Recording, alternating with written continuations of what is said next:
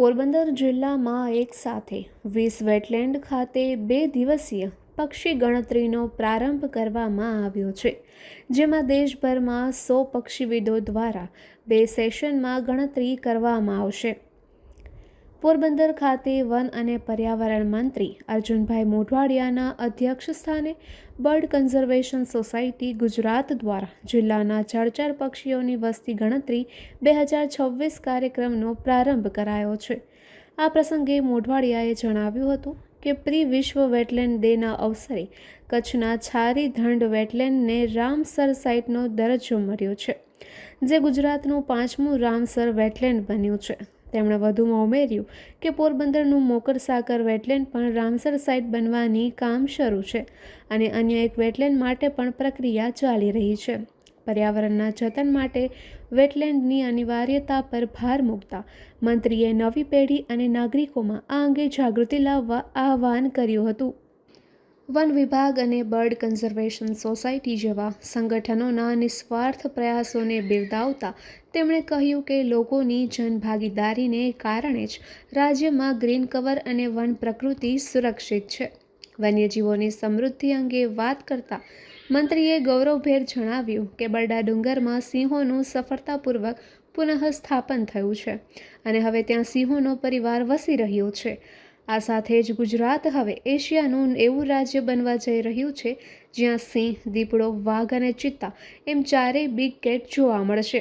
આ પ્રસંગે વન વિભાગના ઉચ્ચ અધિકારીએ, જેમાં જૂનાગઢ વાઇલ્ડ લાઇફ સંકલના વન સંરક્ષણ ડોક્ટર રામરતન નાલા અને પોરબંદર વન વિભાગના નાયબ વન સંરક્ષક ચિરાગ એમ ચાંદગઢે હાજર રહ્યા હતા. બર્ડ કન્ઝર્વેશન સોસાયટી ઓફ ગુજરાતના પ્રમુખ ડોક્ટર બકુલ ત્રિવેદી અને પોરબંદર બર્ડ કાઉન્ટના પ્રોજેક્ટ કોઓર્ડિનેટર ઉદય વોરા પણ ઉપસ્થિત રહ્યા હતા. મહારાષ્ટ્ર, આંધ્રપ્રદેશ, કર્ણાટક, ઉત્તર પ્રદેશ સહિત વિવિધ રાજ્યોના 100 પક્ષી પ્રેમીઓ ઉપરાંત સ્થાનિક મળી 117 પક્ષી પ્રેમીઓ જોડાયા છે, જે 25 ટીમમાં વિવિધ જલપ્લાવિત વિસ્તારની પક્ષી ગણતરી કરી રહ્યા છે. શનિવારે બપોર બાદ પ્રથમ સેશનમાં ગણતરી કરવામાં આવી હતી, જ્યારે આજે રવિવારે સવારે બીજા સેશનમાં પણ ગણતરી કરાશે. મોકરસાગર, છાયારણ, કુછડીનો ખારો, Javar, મેઢા creek, Amipur dam, Bardasagar dam સહિત જિલ્લાના મુખ્ય 20 વેટલેન્ડ ખાતે એક સાથે પક્ષીઓની ગણતરી કરવામાં આવી રહી છે. સ્પોટિંગ સ્કોપ, કેમેરા અને બાયનોક્યુલરની મદદ વડે પક્ષીઓની સંખ્યા, તેનું લોકેશન, ફોટોગ્રાફી, પક્ષીઓની પ્રજાતિઓનો સર્વે કરવામાં આવશે અને આ પક્ષીઓની ગણતરીના ઈ-બર્ડ એપ્લિકેશન પર નોંધ કરવામાં આવશે. જિલ્લામાં અનેક જળ પલ્લવિત વિસ્તારમાં હાલ મોટી સંખ્યામાં પક્ષીઓએ પડાવ નાખ્યો છે. મોકરસાગર તો પક્ષીઓ માટે સ્વર્ગ સમાન છે. ટીમ દ્વારા એશિયન વોટર બર્ડ કાઉન્ટના આંતરરાષ્ટ્રીય ધારાધોરણ મુજબ બ્લોક પદ્ધતિથી પક્ષી ગણતરી કરવામાં આવશે. પોરબંદરમાં પક્ષીઓમાં વિવિધતા અને પ્રચુર માત્રામાં તેની સંખ્યા જોવા મળે છે, ત્યારે સતત 5મા વર્ષે ગણતરીનું આયોજન કરાયું છે. પ્રોજેક્ટના ટેકનિકલ કોઓર્ડિનેટર ડોક્ટર ધવલભાઈ વારગિયાએ જણાવ્યું હતું કે દરેક જળ પલ્લવિત વિસ્તારના જળસ્તર પ્રમાણે પક્ષીઓની મૂવમેન્ટ જોવા મળે છે. આ વર્ષે મેઢા ક્રીકમાં હજુ પણ પાણીનું લેવલ ઊંચું હોવાથી અહીં પક્ષીઓની સંખ્યા ગત વર્ષની સરખામણીએ ઓછી જોવા મળે છે. બીજી તરફ કુછડીમાં ગત વર્ષની સરખામણીએ પક્ષીઓની સંખ્યા વધુ જોવા મળી છે. નિપુલ પોપટ, પોરબંદર ટાઈમ્સ. આપણું ગુજરાતનું પોરબંદર માત્ર મહાત્મા ગાંધીના જન્મસ્થાન તરીકે જ પ્રખ્યાત છે એવું નથી. પોરબંદર હવે એક પક્ષી તીર્થ તરીકે વિકસ્યું છે. પક્ષીઓ માટે પોરબંદરની જે વિવિધતા છે, જે સંખ્યા છે, વિશાળ સંખ્યામાં પક્ષીઓ છે, અને તેને કારણે થઈને પોરબંદર આજે ધીરે ધીરે વિશ્વના નકશામાં સ્થાન પામી રહ્યું છે. પોરબંદર ખાતે આજે 5મી પક્ષી ગણતરીનો વસ્તી અંદાજનો કાર્યક્રમ શરૂ કરવામાં આવ્યો.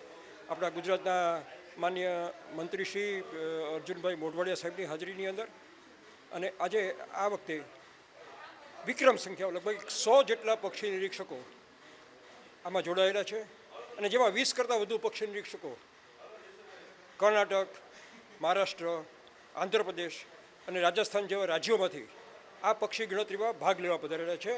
અને એક પક્ષી નિરીક્ષક અમેરિકાના છે, ઇલિનોર, એ કોઈ કામે અહીંયા આવેલી હતી અને એ અત્યારે અહીં આગળ પક્ષી નિરીક્ષણના કાર્યક્રમમાં એ પણ જોડાયેલી છે. એટલે આ બહુ ગૌરવપ્રદ બિના છે અને મને ખાતરી છે કે પોરબંદર ગુજરાતમાં નહીં, દેશમાં નહીં, સમગ્ર વિશ્વની અંદર તેની પક્ષી સૃષ્ટિ, અનન્ય એવી પક્ષી સૃષ્ટિ, એની વિવિધતા અને સંખ્યા, અને અહીંયા રહેઠાણોની વિવિધતા, અને તદુપરાંત હવે તો બરડાના સિંહ પણ, અને કહે છે વિશ્વના નકશામાં એક અનેરું સ્થાન પામશે એવી મને અપેક્ષા છે અને આશા છે. જ્યારે માનનીય મંત્રીશ્રીએ જણાવ્યા અનુસાર બહુ ટૂંક સમય બાદ તે પોરબંદરના ગોસાબારા બોકરસાગર વેટલેન્ડને આપણે રામસર સાઇટ એટલે કે આંતરરાષ્ટ્રીય અગત્યતા ધરાવતા જળવાયુ વિસ્તાર તરીકે આપણે જાહેર કરી શકશું. મને આશા છે અને પોરબંદરની પક્ષી સૃષ્ટિ જળવાઈ રહે અને એની સમૃદ્ધિ વિકસે તેવી અભ્યર્થના.